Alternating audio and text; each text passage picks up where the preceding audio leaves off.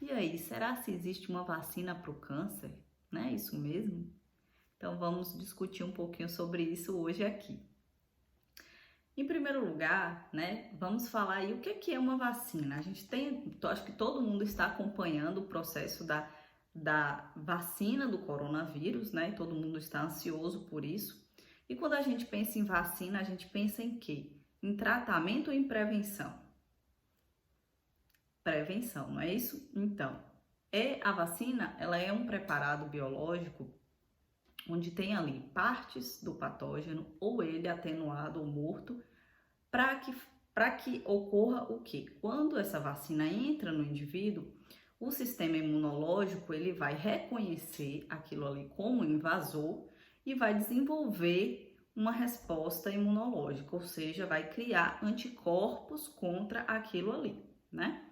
Então fica lá o que a gente chama de memória imunológica. Toda vez a partir dali que o indivíduo ele se expor àquele patógeno, o organismo rapidamente vai perceber a invasão e é como se tivesse realmente uma memória, né? Vai se lembrar lá daquela vez que ele criou os anticorpos e de uma forma mais rápida vai produzir todas essas células para de fato combater a infecção real, né?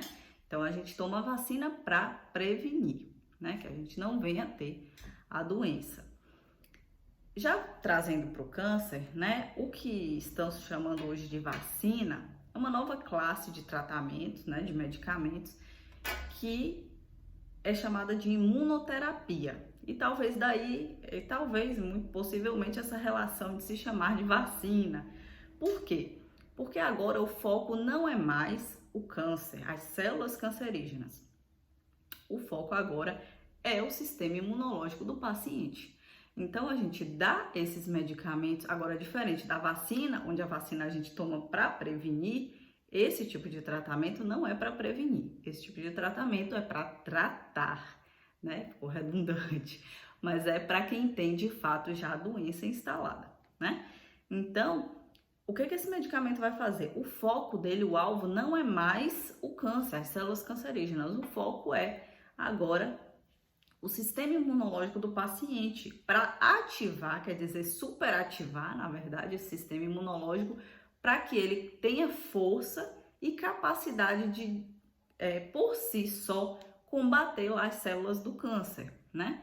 Porque descobriu-se isso vendo lá nas superfícies, né, das células cancerígenas determinados receptores que faziam ligações, quer dizer, eles fazem ligações com as células do nosso sistema imunológico, porque a gente poderia pensar assim, poxa, a gente tem células de defesa, e por que essas células não atacam as células do câncer? É um mecanismo de defesa das células cancerígenas, elas criaram isso.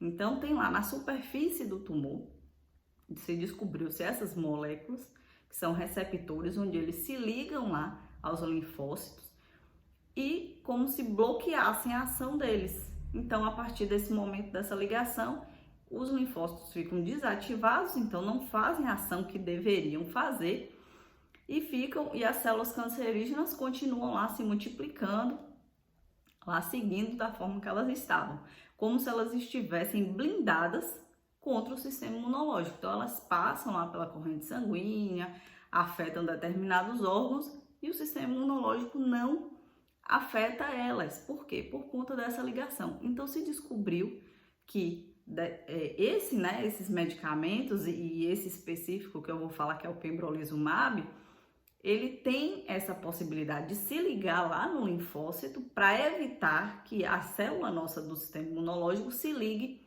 à célula cancerígena. Então, quando ele faz essa ligação, então, é como se ativasse novamente esse linfócito para que ele agora, não mais fazendo aquela ligação com a célula cancerígena, ele se ligue num outro receptor de fato para reconhecer lá a célula do tumor como sendo uma célula estranha e combater lá aquela célula. Então, basicamente, aí bem superficialmente falando, o que a imunoterapia faz é ativar o sistema imunológico do paciente. Então, talvez por isso essa relação de se chamar de vacina, por ter essa associação do sistema imunológico de incentivar ele a fazer, a produzir de fato as células que vão lá fazer o processo de debelar a infecção, ou seja, o que for, no caso aqui o câncer, né? Mas a gente, como eu falei, não é para prevenção, é para tratamento. Então, se descobriu-se esse tipo de regulamento, de fatores regulatórios, né, no processo aí das ligações das células do nosso sistema imunológico com as células cancerígenas. Então, o nosso sistema imunológico, ele tem freio e acelerador, digamos assim. Então, quando ele percebe o risco, ele acelera. Então, ele começa no processo para debelar de fato aquela infecção, aquele corpo estranho, né? Ao passo que, se isso está acontecendo da forma que deve e a infecção ou o que for já está, né, em queda, o que vai acontecendo? O freio vai entrando em ação para parar a produção daquelas células. Então, tem esse sistema nosso, ele é regulado dessa forma, né? Quando a gente utiliza medicamentos como este, que de fato foi um avanço, foi um ganho para a oncologia, para determinados tipos de câncer, que há 5 anos atrás, 6, 7, se a gente contasse, talvez ninguém acreditaria que hoje a gente estaria vivendo vendo uma terapia desse tipo, né? Mas já é uma realidade, muitos pacientes têm se beneficiado, né, com essa terapia e com os efeitos daí, não mais aqueles clássicos, né? Que a gente via lá na quimioterapia clássica, queda de cabelo, diarreia, náusea. Por quê? Porque agora o foco é muito, muito específico, né? É o sistema imunológico do paciente. E daí um risco também grande. Por quê? Porque a gente está tirando o freio desse sistema, de certa forma. A gente está pisando mais fundo no acelerador. E aí precisa ter um controle muito maior, né, um acompanhamento muito de perto, e eu falo porque eu, enquanto farmacêutica, faço isso junto com o médico, junto com a enfermeira, com os enfermeiros, junto com o nutricionista. Por quê? Porque o risco agora é desse freio, né, desse carro ficar desgovernado, né? Então daí o paciente vir a desenvolver, por exemplo, uma doença autoimune. Né? Por quê? Porque o sistema imunológico está superativado. As doenças autoimunes, resumidamente falando, são justamente condições onde o sistema imunológico do paciente ataca as suas próprias células normais, né? Então, a gente precisa ter uma cautela. E assim, não é para todo mundo, tá?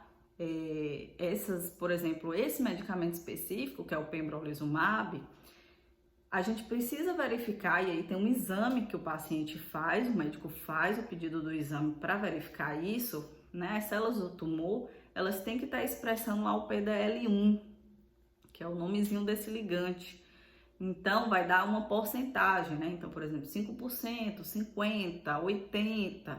A gente sabe que quanto maior a expressão desse PDL1, mais resposta o paciente vai ter, ou pelo menos é o que a gente espera que ele responda mais. Não quer dizer que uma baixa expressão de PDL1 não vai ter resposta nenhuma. Não quer dizer isso. O médico é quem vai avaliar esse exame, vai avaliar as condições do paciente, né? Se é possível fazer, e então vai lá prescrever e acompanhar.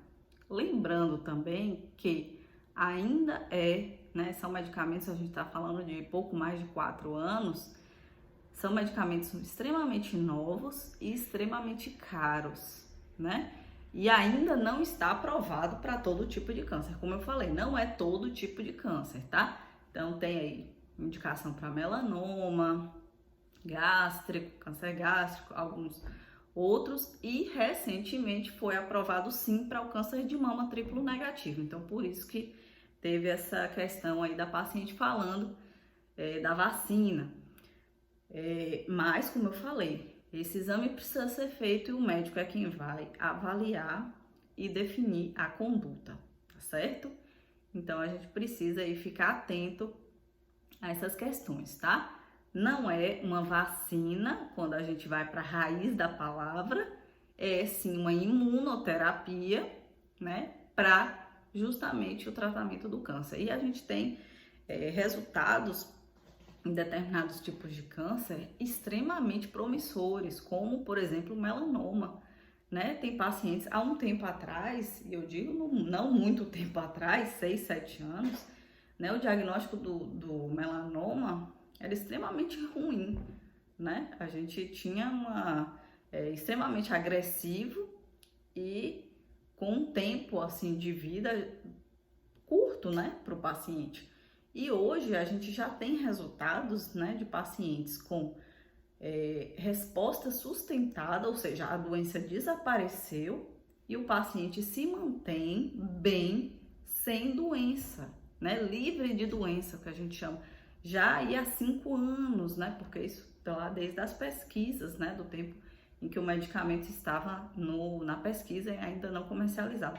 Então a gente já tem casos de pacientes dessa forma, apresentando esse tipo de resultado, que é um resultado, assim, muito, muito promissor, que nos alegra demais, né? Então, para dizer também que a medicina tem evoluído muito, né? De 10 anos para cá, o tratamento do câncer deu um salto gigantesco e com essa nova classe de medicamentos, né? Com os inibidores de checkpoint aí no sistema imunológico, essa nova descoberta deu um salto ainda maior, né? Então, há sim esperança, talvez daqui a um ano a gente esteja falando aqui no canal novamente, discutindo outras terapias tão promissoras ou mais do que essas, né, com ganho, e para outros tipos de câncer também, porque cada um tem uma particularidade, tá? Pessoal, câncer é apenas uma palavra genérica para designar mais de 100 doenças, né? Então, assim, um câncer de mama triplo negativo tem lá suas especificidades, é diferente de um câncer de mama HER2 positivo, receptor hormonal positivo, e tem seus desmembramentos. Só dentro do câncer de mama tem várias doenças.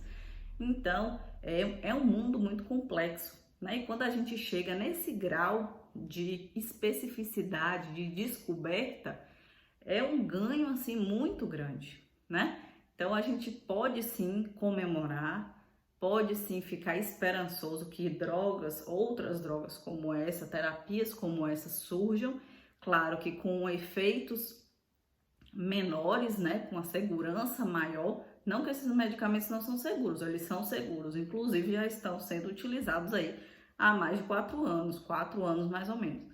Mas, como eu falei, tem esses efeitos, né? A gente trabalha, sempre a indústria trabalha no sentido de buscar um tratamento efetivo e seguro, né? Quanto mais seguro for, melhor. E quanto mais específico for, também melhor, né? Porque a gente livra aí desses outros efeitos, né? Então, resumindo, né? Fazendo um apanhado geral, vacina, na raiz da palavra, a gente usa para o termo onde é feita a prevenção, para a gente criar aí uma memória imunológica para prevenir doenças que a gente não quer ficar doente. Então a gente toma as vacinas que tem, né, no nosso calendário vacinal aí, várias que o SUS disponibiliza, por exemplo.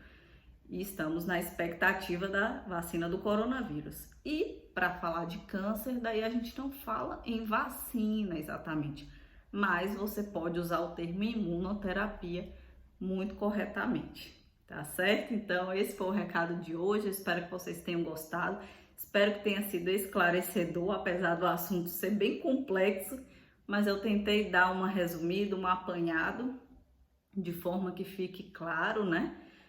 Mais ou menos aí o que acontece.